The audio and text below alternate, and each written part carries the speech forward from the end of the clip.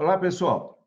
Mais uma vez, nós estamos nos encontrando para um tema sempre palpitante, como não poderia deixar de ser, o nosso parceiro e companheiro desses encontros, o desembargador, o Dr. Davi Furtado Meireles, eminente desembargador do Tribunal Regional do Trabalho da 2ª Região, mas, além de tudo isso, é um jurista de primeira linha, um acadêmico de primeira linha. O senhor, boa noite, doutor Davi. Boa noite, doutor Francisco, boa noite. Quero cumprimentar o professor Luciano Aragão. Exatamente, é o nosso eminente convidado hoje, exatamente. Esse é o nosso amigo Luciano Aragão, eminente advogado, mestre pela Universidade Gama Filho, doutorando em Direito Civil, titular de Luciano Aragão Advocacia, sediado no Rio de Janeiro, mas de alcance nacional, com forte atuação no segmento de transporte coletivo. É um companheiro do Colégio dos Advogados da NTU, um combativo e sempre presente nas suas argumentações. E, como convidado, espero que o doutor Luciano venha outras vezes. Faça a sua apresentação, cumprimento a todos aí, por favor, doutor Luciano. Bom, eu primeiro gostaria de agradecer o convite, Francisco, dizer que uma admiração pelo seu trabalho é de longa data, né? Nós que estamos aqui no segmento do transporte coletivo, nessa advocacia diária, temos você aí como uma grande referência. É sempre muito bom estar com você, ainda que de forma virtual, né? Quero dizer e também que eu me sinto muito honrado de participar desse debate com o desembargador Davi Furtado Meireles, que é uma pessoa que não só representa a magistratura muito bem do trabalho, né, mas que também é um acadêmico da Academia de Direito do Trabalho, a quem nós nos socorremos diariamente na nossa luta aqui por um bom direito.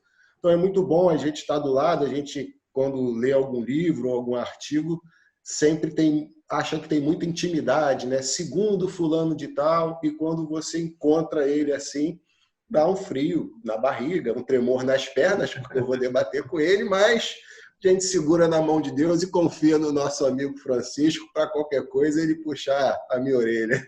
Mas é um prazer estar aqui com você. Viu? Muito obrigado, seja bem-vindo. E antes de nós entrarmos realmente no tema, acho que é importante destacar que o doutor Davi Furtado Meireles, exatamente nesse momento, ele está ministrando um curso de Direito Sindical de qualidade. Só rapidamente, doutor Davi, quem é que é a instituição que está divulgando esse seu curso, doutor Davi? Na verdade, Francisco, é um curso que vai ter início em julho, né? Está programado para julho, foram abertas inscrições na Escola Paulista de Direito, né, na EPD, que é um curso rápido, né, um curso de extensão sobre direito sindical. E vai ser bastante interessante, porque nós vamos falar da parte teórica, da história e do modelo sindical brasileiro, das negociações coletivas, do direito de greve, dos acordos e convenções, e também com foco não só na legislação que já existia, mas na reforma trabalhista e no momento que nós estamos vivendo também, né? Acho que vai ser muito... tem muita coisa a contribuir para a gente debater e entender esse momento que nós estamos vivendo. É um curso que está sendo preparado com muito carinho. Com certeza será um sucesso. Com certeza será um sucesso. Lá no site lá da EPD, que é www.epd.com.br, você consegue lá acessar o link e ter mais informações sobre o curso. Com certeza. E nós, através da nossa entidade, o que nós pudermos divulgar esse curso, tenho certeza, e principalmente pela sua vivência no direito sindical, é realmente uma autoridade. Muito obrigado, doutor Davi. Vamos ao nosso tema, que realmente ele está suscitando, principalmente nesse momento de pandemia. Nós temos que ficar atentos com a saúde e a permanência e a vida das empresas.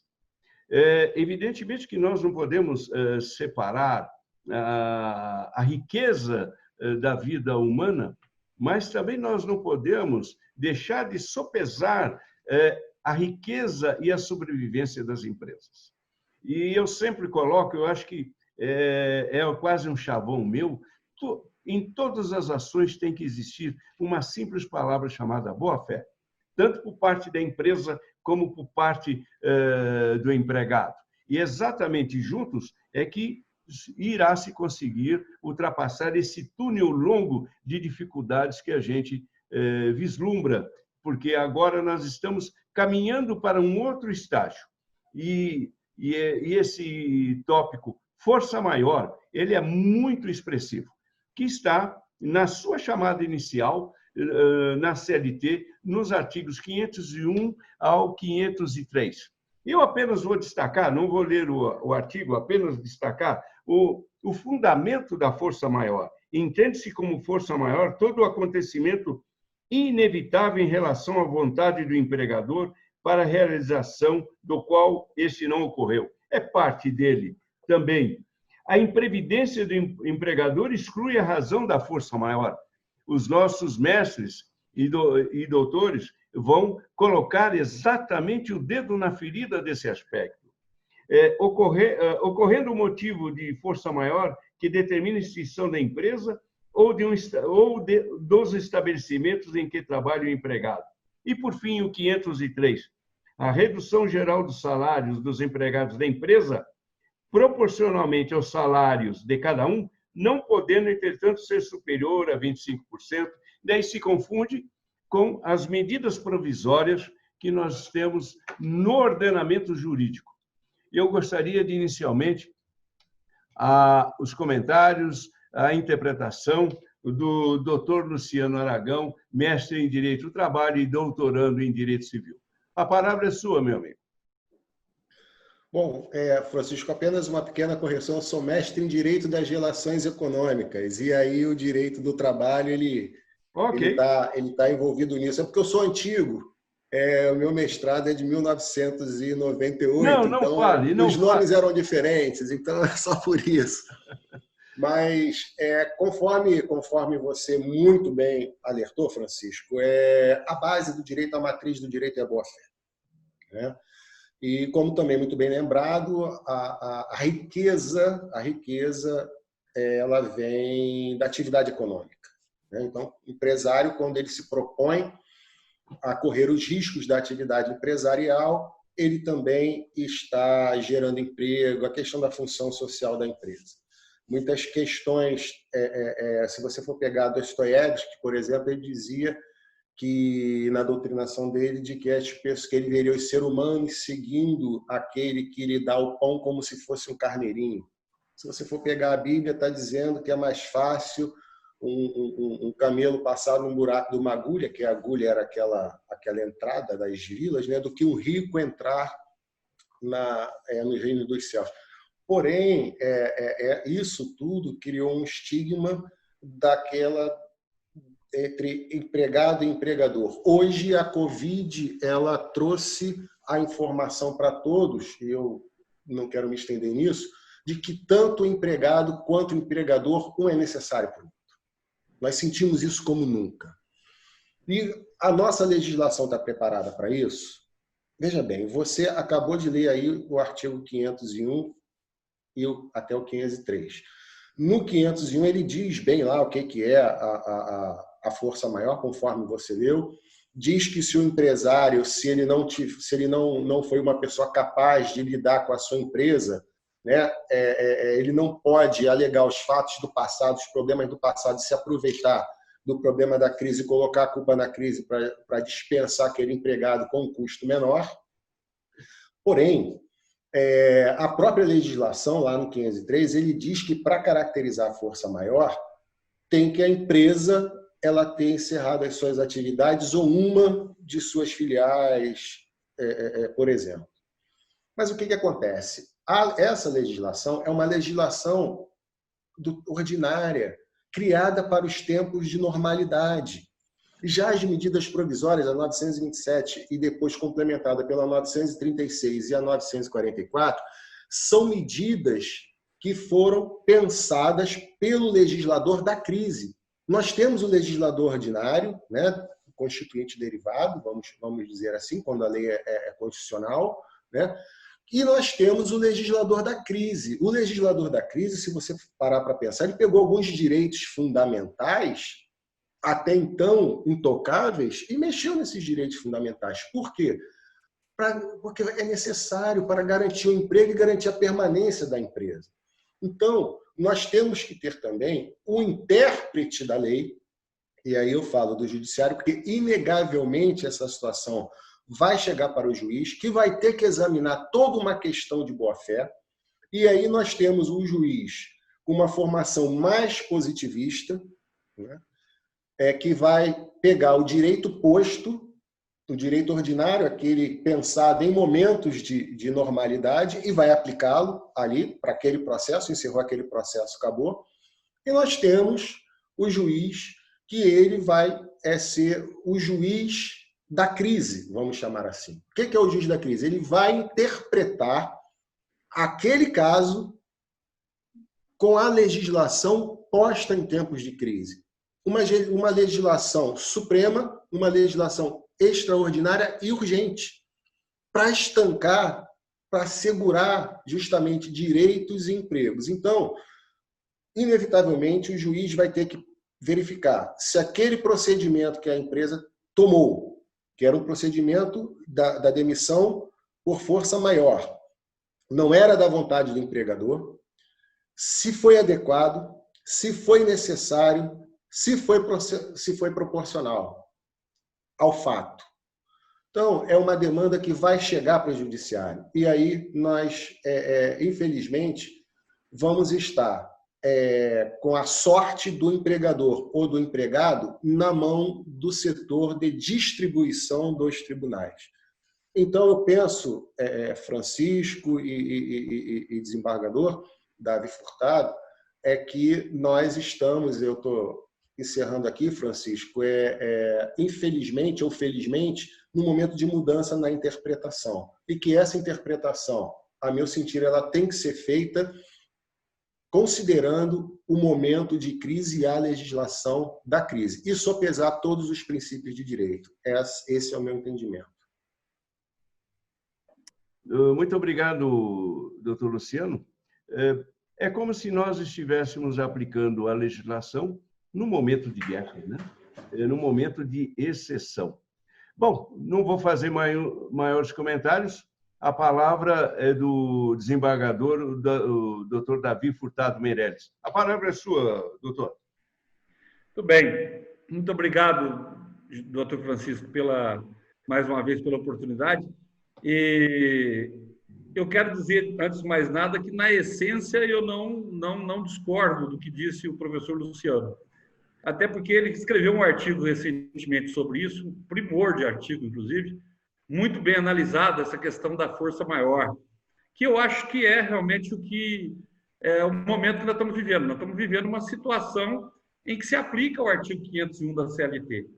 Essas medidas provisórias todas, e notadamente a 927, a 936, 944, foram medidas que vieram para regulamentar, provavelmente, uma situação de vazio legislativo, né? de omissão, talvez, do legislador ordinário sobre certas situações. Porque, como bem lembrou o professor Luciano, a lei foi feita e ela existe para situações de normalidade. Nós não estamos vivendo uma situação de normalidade. E, evidentemente, que há algumas dificuldades de aplicação da legislação ordinária em relação ao momento que nós estamos vivendo. Então, acho que essas medidas provisórias, eu faço uma leitura preliminar de que elas vieram como uma alternativa à impossibilidade de você manter os contratos individuais de trabalho dentro da legislação normal que nós temos. É uma alternativa. É aí que talvez eu possa diferenciar um pouco do que muitos estão imaginando e que essas medidas provisórias viriam para substituir a legislação. Não é isso, né? Eu acho que ela vem como bem disse o professor Luciano, temos que sopesar os princípios, né? Como ele bem disse no artigo dele, nós precisamos, nessa situação de crise, promover o diálogo das fontes para entender ou para encontrar o direito adequado para a situação que nós vivemos. Vou dar um exemplo, que foi um dos assuntos muito comentados. A questão, principalmente, que veio na 936, que diz respeito às negociações individuais, né, desprezando a possibilidade da negociação coletiva. Me lembro até que, no primeiro momento, essa medida provisória, tida como a medida provisória da mentira, porque ela veio no dia 1º de abril, né, ela foi muito questionada, teve até uma ação direta de inconstitucionalidade contra ela, que naquele momento teve uma liminar concedida pelo ministro Ricardo Lewandowski, que causou uma celeuma, uma interpretação divergente, que depois o Supremo veio mais ou menos a regular, no seguinte sentido: a negociação não está proibida ou não foi escanteada, né? Ela deve ser buscada a todo momento. Eu tenho certeza que sindicatos representativos que sempre negociaram e que têm o acesso fácil à negociação não se utilizaram das prerrogativas dessa medida provisória e permaneceram fazendo negociações coletivas. Mas como vai fazer a Assembleia para aprovar? Nós também temos que adaptar à situação de crise. Eu já ouvi dizer, e agora a própria legislação parece que começa a reconhecer, que é possível assembleias, por exemplo, por meio digital, né? Sindicatos metalúrgicos do ABC, onde durante muitos anos eu tive a honra de ter advogado, promoveu acordos agora para esses momentos de crise, tanto com a Mercedes-Benz quanto com a Toyota, através de assembleias feitas por consulta digital entre os trabalhadores. É possível? É possível. O momento exige isso, mas conseguiram fazer. Então, aonde é possível negociar, deve-se manter a negociação. O que a medida veio socorrer é o empresário e aquele trabalhador que está lá numa situação, porque o Brasil ele tem muitas variantes, né? Não é só a região de São Paulo, a região do Rio, né? A região de Belo Horizonte, as grandes, ou de Porto Alegre, onde a gente tem uma facilidade para negociar. Mas tem o interior do Brasil, em várias situações, que a negociação nunca vai acontecer. Já não acontece em normalidade, em momento de crise é com uma dificuldade. Eu estou dizendo isso porque na minha terra, interior de Minas Gerais, né, cidade muito pequena, eu tenho dito esse exemplo sempre, conversando com um amigo meu que é dono de postos de combustíveis naquela região, ele me disse de que ele teve uma diminuição na venda dos combustíveis depois da crise em termos de 1/3, que ele estava pensando em dispensar 1/3 dos empregados porque ele não sabia o que ele fazer. Até porque não tem sindicato que vai lá negociar com ele. Os trabalhadores de lá, dos postos dele, não sabem nem que sindicato que os representa. Ele tinha uma dificuldade tremenda. Na situação normal, eu já não negocio, como é que eu vou negociar agora? Aí eu falei, mas tem a medida provisória. Baseado na medida provisória, ele fez arranjos e acordos individuais, conseguiu manter o emprego de todo mundo e fez lá a diminuição da jornada de trabalho ou a licença para determinados trabalhadores. Ele se ajeitou. A medida provisória veio para esses casos. Quer dizer, ela veio para aplicar ou para socorrer, num momento como esse, aqueles que não podem promover a negociação, mas não exclui a negociação coletiva. Porque se nós passarmos a imaginar que em momentos de crise nós podemos flexibilizar, porque nós estamos flexibilizando princípios constitucionais, nós estamos flexibilizando normas constitucionais. Se tudo pode ser flexibilizado, nós vamos dar margem para uma coisa que está acontecendo no campo político, né? O governo federal anda querendo flexibilizar, inclusive, né, o valor institucional dos nossos poderes, né? E chega a se falar aí até em possibilidade de intervenção militar no país.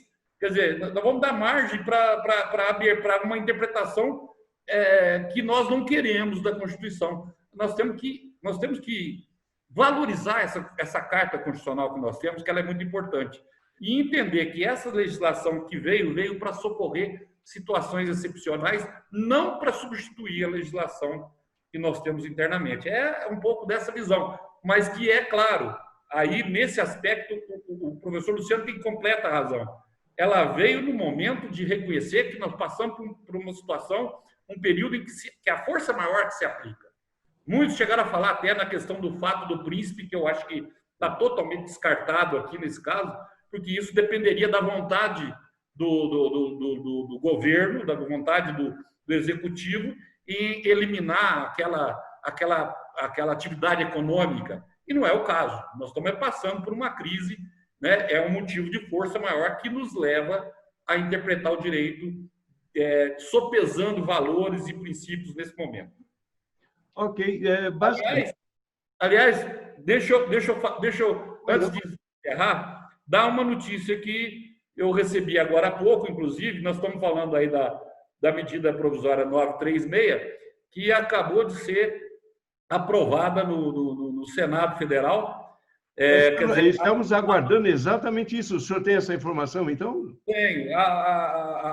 Tem o processo que está lá no Supremo sobre a inconstitucionalidade, mas agora ela vai ser transformada em lei.